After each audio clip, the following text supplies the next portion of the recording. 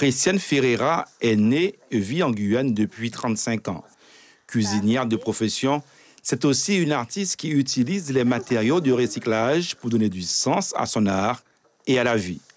Toujours en quête du beau et du meilleur, proche des autres et maîtrisant parfaitement la politique de son pays, Christiane a toujours voté à gauche, comme sa mère.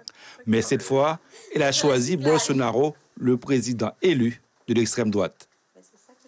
Je votais pour Bolsonaro pour le changement de la sécurité dans les rues, la sécurité dans l'école, la sécurité dans un foyer et aussi pour le changement global, c'est-à-dire qui viennent améniser la pauvreté, car on est un pays riche et on a besoin aussi d'un ingénieur, un manager comme on a en France.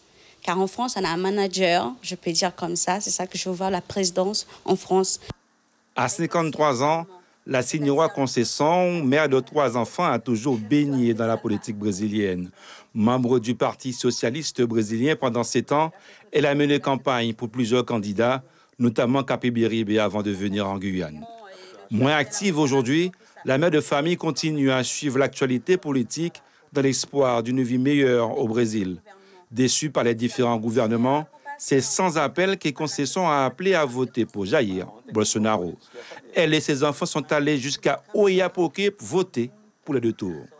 J'ai voté pour Bolsonaro pour améliorer la qualité de vie au Brésil. Je veux qu'il améliore l'éducation, la santé, enlever les mendiants dans la rue. Je veux aussi qu'il travaille à réduire la faim au Brésil, notamment dans les États de Maranhão et de Ceará, car il y a beaucoup de gens qui ne travaillent pas, qui meurent de faim à cause de la sécheresse. Je voudrais aussi qu'il agisse sur les problèmes de violence, car il y a beaucoup de gens en difficulté au Brésil.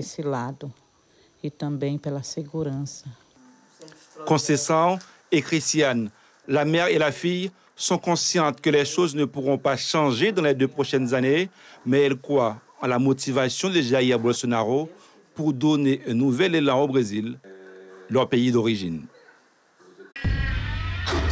Suivez l'info sur Guyana Première, télé, radio et Internet.